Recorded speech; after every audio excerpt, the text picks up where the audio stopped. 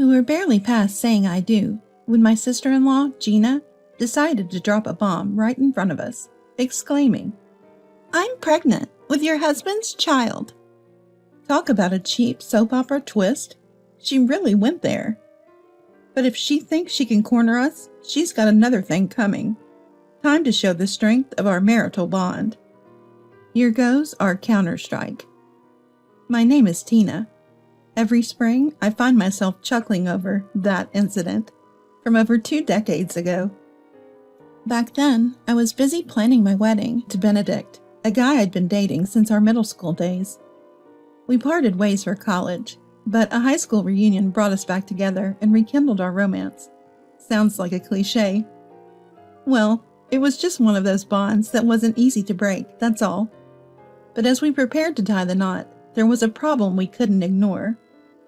Gina. My husband's family tree is a bit complex. First off, my husband and his sister aren't blood related. Their parents had previous marriages and blended their families when they remarried. For the record, my husband is Marcia's son, and Gina is Miguel's. Sadly, Marcia passed away, leaving my husband with no blood ties to his current family. Yet Miguel treated both my husband and Gina without favoritism, offering a wealth of love, as my husband would say, even more than most biological families might. But Gina, she started off close with my husband, until one day in high school, she decided she hated him because he reminded her of an ex who had dumped her. A truly bizarre reason. From what I heard, my husband's hairstyle back then slightly resembled that of her ex. So my husband changed his hair, trying to be considerate, only to be told, "A guy who fusses over his looks that much? Absolutely not my type." And that made her disdain for him even worse. To be toyed with over a hairstyle? What a sorry state of affairs. Nevertheless, Miguel hoped for sibling harmony. I get it. My husband understood Miguel's wishes and tried to mend fences time and again, but things just never improved. So naturally, we agonized over whether to invite her to our wedding. Out of respect for Miguel, we should. My husband also longed for a complete family gathering. But was it even possible to include her without a hitch? Would her attendance lead to trouble? The concerns were undeniable. Not sending a wedding invitation could be too blunt, potentially digging an even deeper rift. We should at least try to be open-hearted in our approach. We weren't at odds with her or anything. We didn't need to be best friends, but we hoped for a decent relationship. After many discussions with my husband, I decided to invite her, ready for any outcome. And then, to our surprise, we thought she would decline, but she promptly replied with an "I will attend." The thought of a fresh start with her at our wedding was, needless to say, something we looked forward to. But in the few months after receiving her RSVP, various problems erupted. Back then, I was trying my best to get closer to Miguel. I'd drop by my in-laws with a little gift or a side dish for dinner.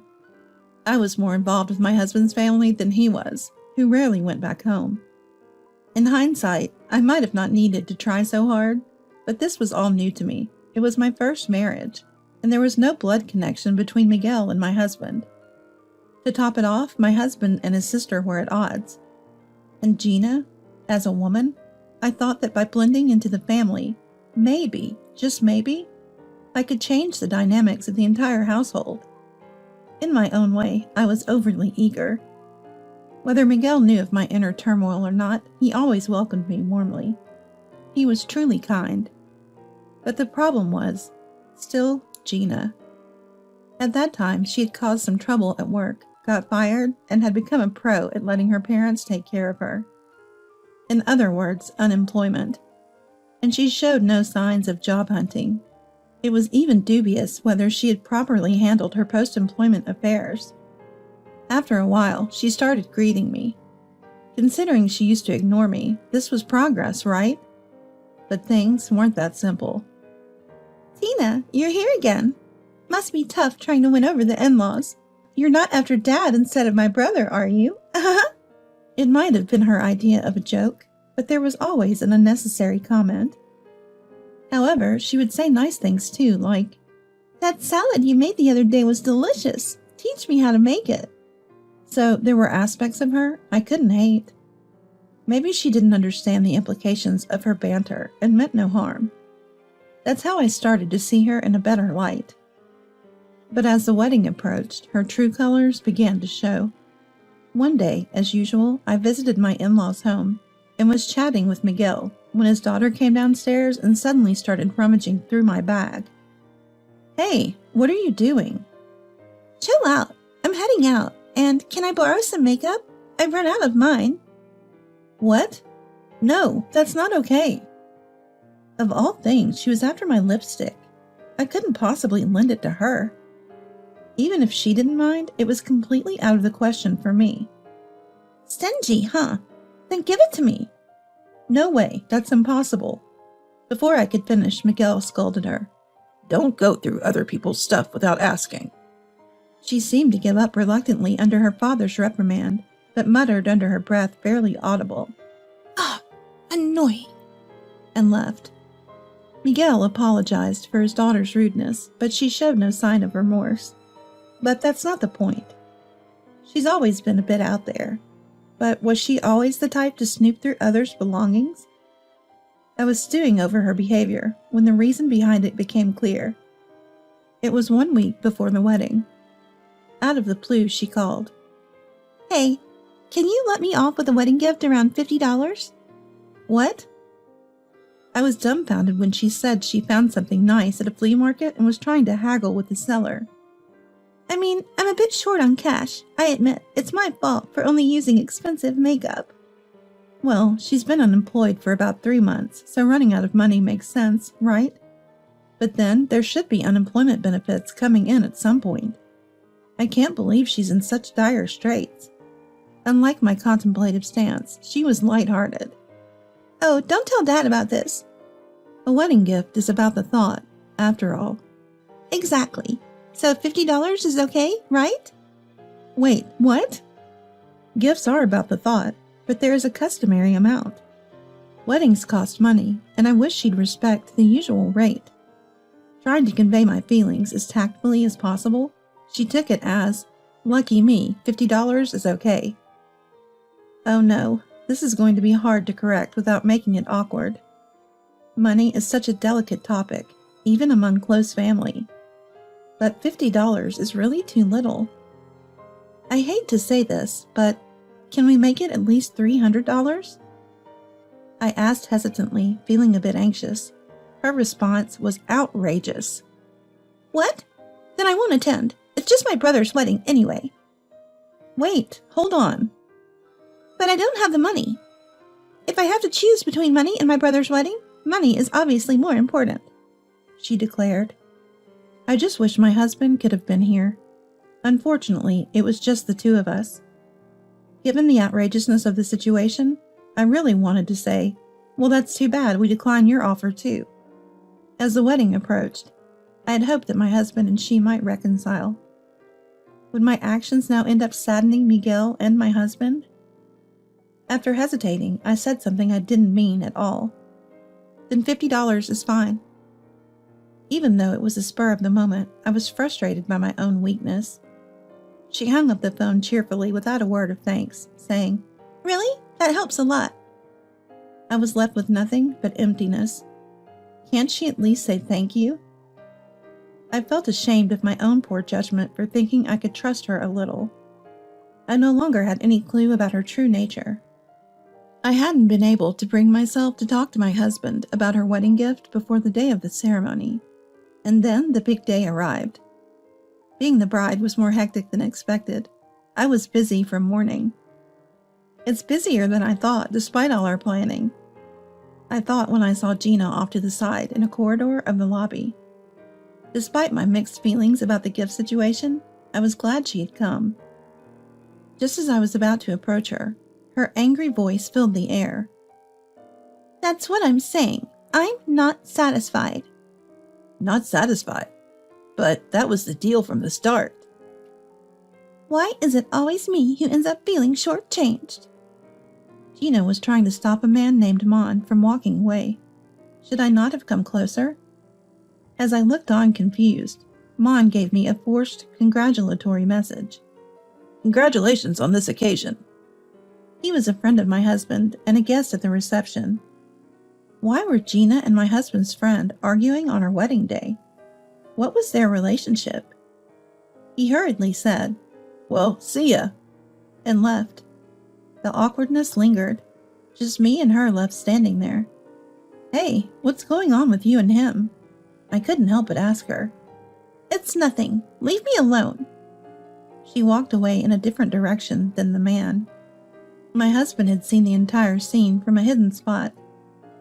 Hey, you haven't forgotten that today is supposed to be our special day, have you? Confused beyond measure, my heart remained in turmoil throughout the wedding, feeling like I had witnessed something I shouldn't have. The ceremony itself went well, fortunately without Gina causing a scene or anything of that sort. The next morning, I was expecting a lovey-dovey start, typical of newlyweds, but reality hit with the jarring sound of the doorbell. Miguel was on the intercom yelling with an intensity I'd never seen before. Get out here, quick. What's the matter? My husband and I exchanged a look, braced ourselves, and opened the front door. Yes? Greeted by my husband, Miguel's anger ramped up. What on earth have you done? Huh? Miguel, practically on the brink of tears with rage, glared at my husband. I'm pregnant with your husband's child. Here's the ultrasound picture. Gina brandished a photo and shouted. Huh? My husband's child? I automatically looked at him, and he shook his head vigorously, more shocked than I was, denying it. Mouthing wordlessly, he stammered. That what? Yesterday. Ah, now it makes sense. Understanding dawned on me, and I nodded involuntarily. My husband nodded back. It seemed my understanding had translated to him as well. Yes, we both remembered the heated argument between Gina and my husband's friend at the wedding, guessing the tangle in their relationship. Should we set a little trap? My husband strongly nodded to my suggestive glance. He would surely get my attention. Miguel, suspecting our eye contact, challenged. What are you two whispering about? What are you planning to do? Divorce Tina and prioritize your family? You have a child to raise. Miguel was fuming. Well, if this tale were true, his reaction would be justified. So shall we, a couple in sync, pull off a bit of a sketch?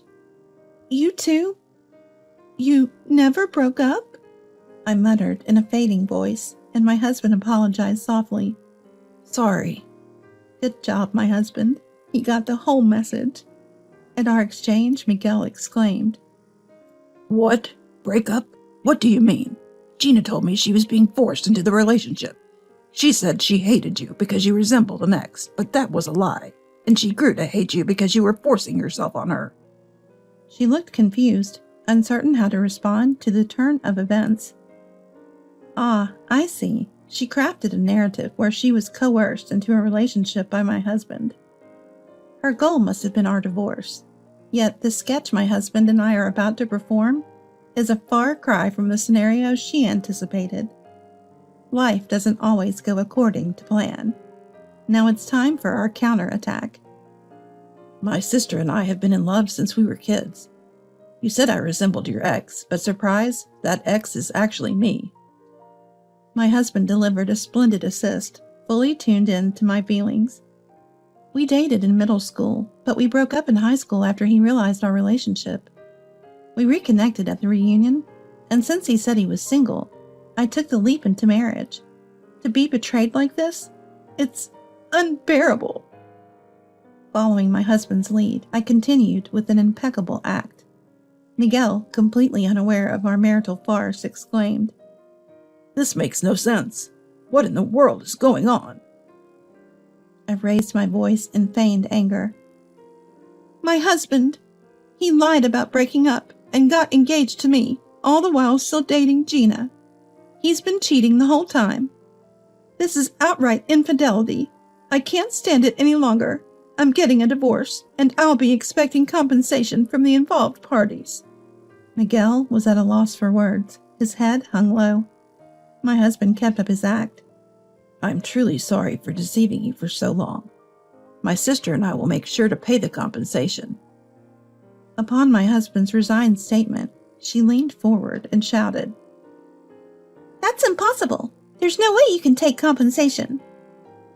Why not? How can you say I don't deserve compensation after what I've been through? I countered. My husband chimed in. That's right. Our affair is definitely infidelity. Accept it, pay up the compensation, and let's move on to a happy life with the kids. Miguel was already accepting our claims.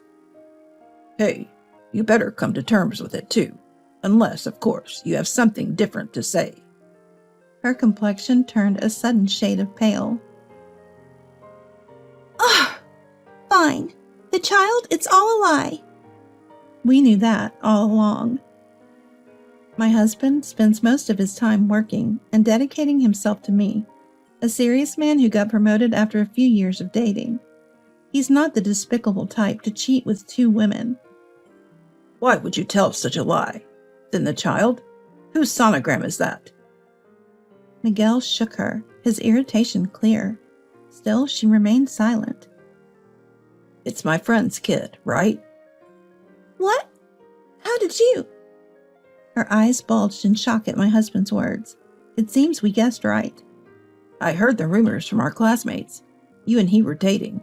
I've heard quite a bit. I even know about the argument you 2 had yesterday.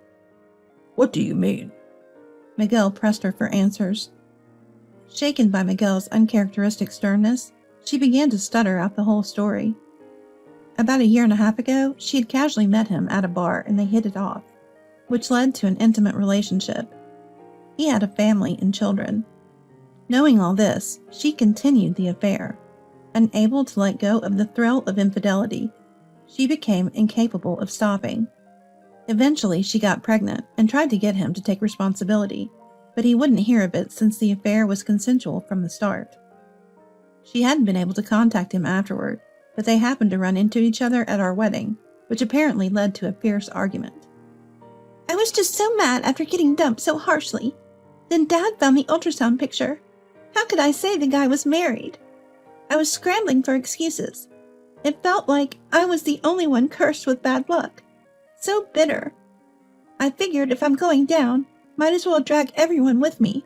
So I blurted out the baby was my brother's. Thinking, serve you right, if my brother and his wife had a huge fight and divorced right after the wedding. Maybe that would give me some relief. As she spoke with an almost, don't you feel sorry for me fervor, it was clear it was just a parade of selfish excuses. On the wedding day, after hearing rumors about Gina from classmates, my husband had 2 guesses. One was if the rumor was true, then possibly Gina, sister-in-law, might be carrying a friend's child. Gina showed no signs of being on unemployment benefits. My husband speculated. Maybe she's not receiving benefits because she quit her job due to pregnancy. The reason she left her last job was only ever described as trouble, which she never elaborated on, deepening the suspicion. With a workplace dominated by men and old-fashioned male chauvinistic attitudes, he figured maybe announcing her pregnancy there caused friction and resulted in the said trouble. The other worry was that she might be jealous of me. Her frequent shifts in attitude towards me, once affectionate, could well stem from envy over my seemingly happy life with him. And with her impulsive nature, my husband feared she might do something rash to us as a couple, and this pregnancy fiasco was the result.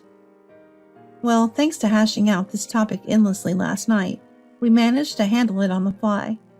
A misstep could have easily led to mutual distrust, maybe even divorce. I couldn't help but respect my husband for nailing the situation with almost perfection. Because of him, our relationship was saved. Though whatever she said, I never would have doubted my husband. Don't be ridiculous. It's too shallow. It's your fault for being involved with a married man in the first place. There's no excusing you. But it couldn't be helped. I'm a woman, too. There are times when such things are fun. Gina, yelled at by Miguel, couldn't help but tear up. Yet everyone in the room thought her excuses were baseless. I'm sorry, brother. I apologize. Please forgive me. No, I won't forgive you. How many married people do you intend to make unhappy? This is just too much. Even if she's my daughter, I can't forgive this. Dad, too? Of course. In the confusion, you deceived Dad as well. What? Gina looked surprised for a moment, then, realizing her mistake, quickly said, I'm sorry. She might have intended to blame the trouble of lying about my brother being the father on us, but she didn't realize she had also deceived her beloved Dad. Grasping the gravity of the situation, she collapsed on the spot, crying inconsolably. Miguel offered an apology with, I'm so sorry. Gina also apologized through tears, but Miguel was relentless. Don't cry. Take me to the father of that child in your belly right now, he demanded, making Gina stand up. What? What are you going to do?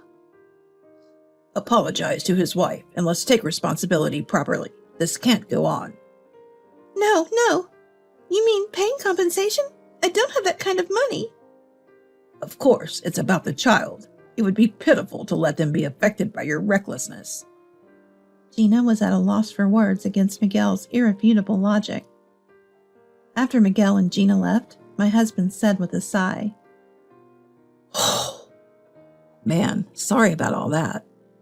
No, it's okay. I never imagined she would come up to us claiming to be pregnant with your child. Thanks for believing in me.